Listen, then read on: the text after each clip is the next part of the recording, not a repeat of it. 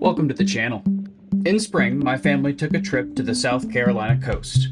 We stayed on an island originally used by pirates. Fripp Island is rumored to still hold some of Blackbeard's treasure, but in the 1960s, bridges were constructed to reach the island by car, and the island changed from cannons and boatswains to caddies and bogies, with the construction of 2 golf courses within the decade. I didn't find any of Blackbeard's treasure on the island, but I sure found some of nature's treasure. Fripp is a barrier island with the climate and weather to support a few different environments, including salt marshes, maritime forests, and beach dunes. If you've ever been to the Carolinas or a lot of places along the East Coast, the salt marshes, or marshes in general, are not surprising. While nearby destinations are just 10 miles away by boat, they're over 60 miles away by car. Since we don't have a boat, we stayed mostly in the area. We took one day trip to Edisto Beach. The shelling there is phenomenal. And we also visited the neighboring island, but I'll talk more about that later. Our rental was positioned with a great view of the inland salt marshes. As we were unpacking the car, I was able to set up my camera to get my first bird of the trip. Some snowy egrets.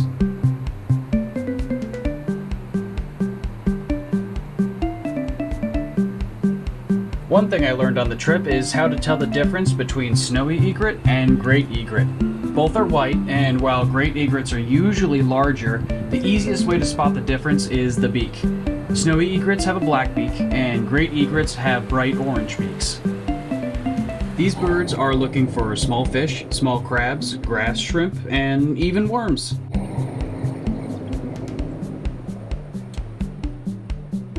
The marshlands here are beautiful and teeming with life. The spot we were positioned might even be considered a tidal creek, meaning the water bottlenecks through there and probably explained why we saw so many birds there. My wife would work on the back porch with our dog when the weather was mild. She would see other large water birds, like this great blue heron, or this tricolored heron.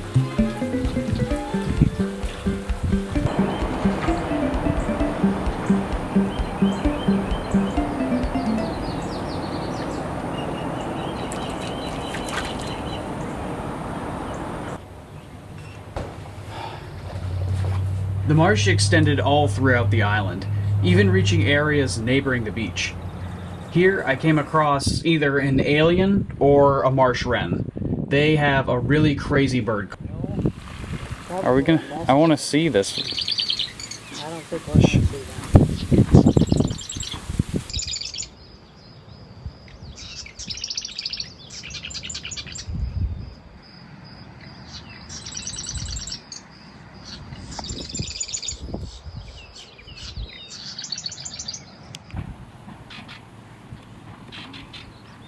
I don't think we're going to get to see the marsh wren, but we're going to get to hear him.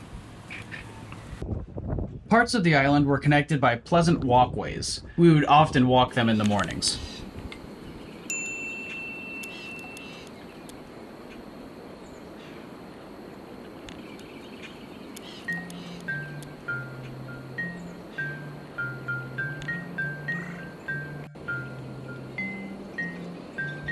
Did you know each species of bird will hunt fish in a different way? Here in the tidal creek, these great egret use a slow stalk approach. Great blue heron are even more patient, usually picking a perch and not moving until fish approach it. And snowy egret are the opposite and will use their yellow feet to stomp around and startle their prey into attempting to flee. Then the snowy egret will even chase their food down.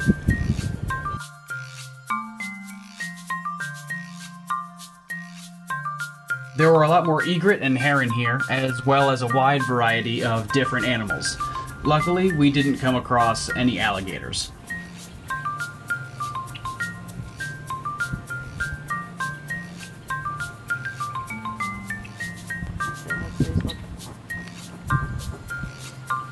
Wouldn't that be nuts if we saw a gator come up and eat him?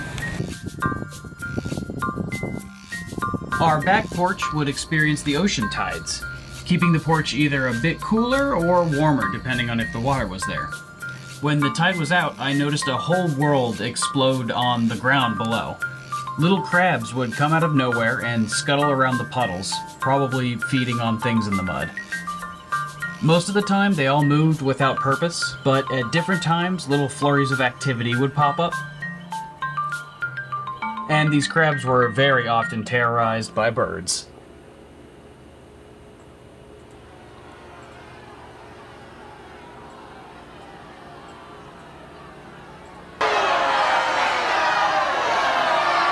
A gull. Just a call. Okay, breakfast is ready. Thank you. Joking aside, I was able to get some really nice pictures in the marsh.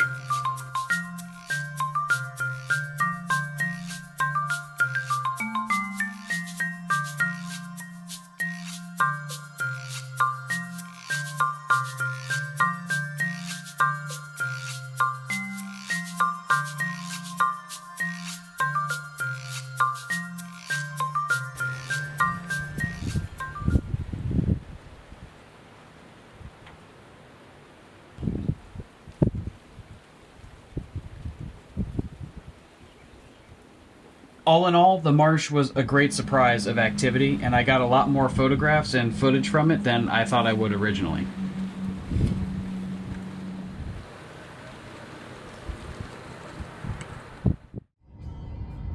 So, don't forget to pack the essentials for your trip. One morning, we ventured over to a neighboring island for a cautious hike through the trees. I was prepared for alligators, but what I wasn't prepared for were the mosquitoes. We made it about 25 feet from the car before we were overwhelmed by the bugs. I would swipe my left arm, then my right arm, and before I was finished, there would already be more mosquitoes on my left arm again. We bailed on the walk and decided to visit the beach there instead for some birds of prey sightings. Specifically, we found some osprey, a bald eagle flyby, and that also might be a marlin. Anyways, it turned out to be a quick trip and we got back fast.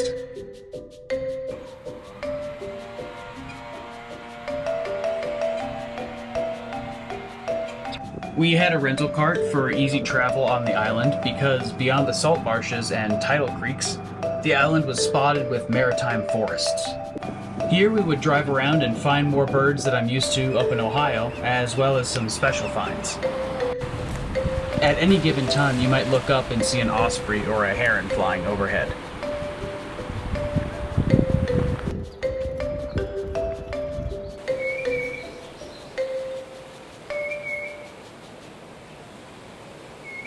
A lot of the songbirds, like this tufted titmouse, would like to perch in the trees over our heads. One morning, we went on a hunt for a pileated woodpecker, and we actually caught a few glimpses.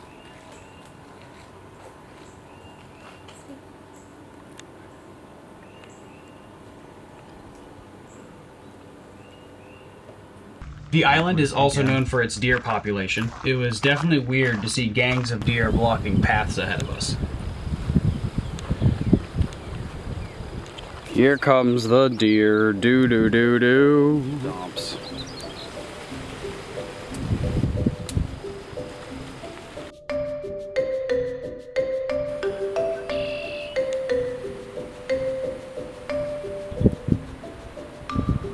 Another great resource I stumbled across on the island was this simple bird map.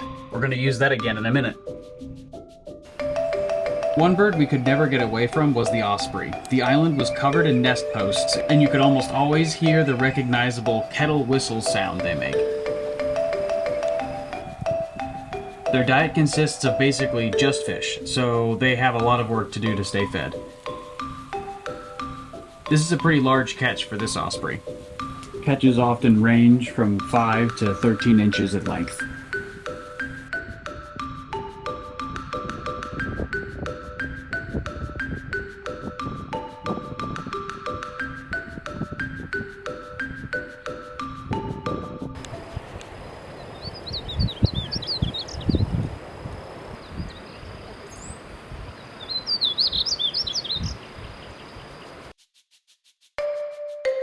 The photographs in this ecosystem were a little tougher to grab, but in return, I was able to spot a large variety of species.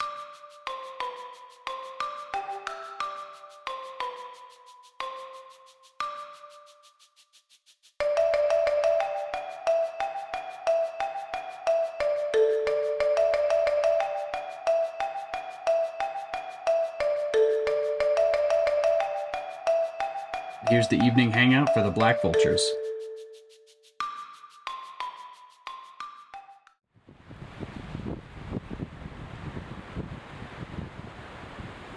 We were always a short walk from the ocean, so I have a lot of different footage here of the birds. So much so that on the windier days, I would walk the beach with my coffee mug instead of my camera. Luckily though, I had my camera for this visit and I recorded a family of little blue heron. Let's see how well you can identify shorebirds. Use the graphic provided by the island and try to identify the shorebirds yourself. Good luck!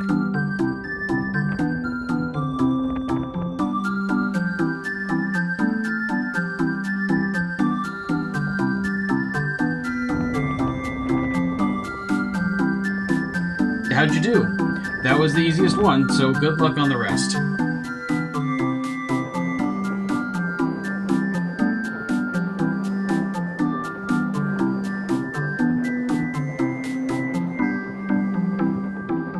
This one's pretty hard to tell from the graphic.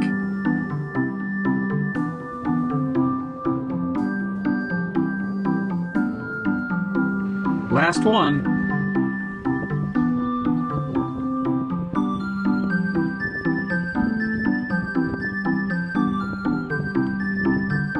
While the infographics were useful, it didn't have every shorebird. I don't know what these guys are. There's 3 of them. They're small, they're really slender, and there they go. Another impressive thing that we saw on the beach were these brown pelicans. When you watch them take off, it's crazy to even think that they're able to get off the ground.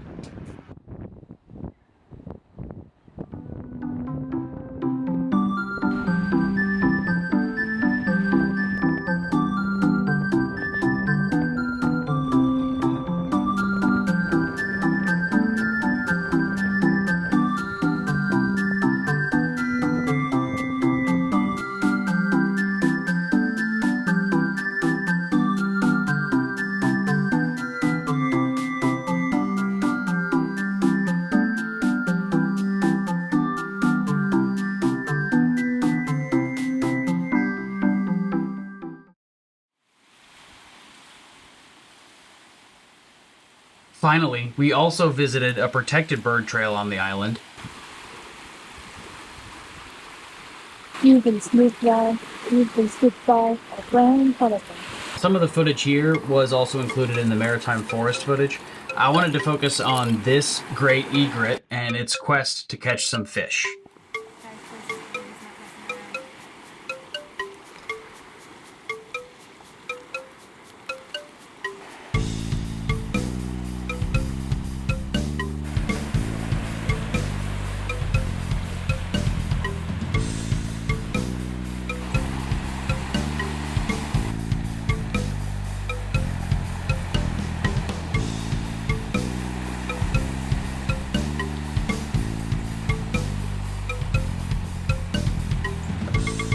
Rubbing up on me, and I'm like, it's very sweet, but I know it's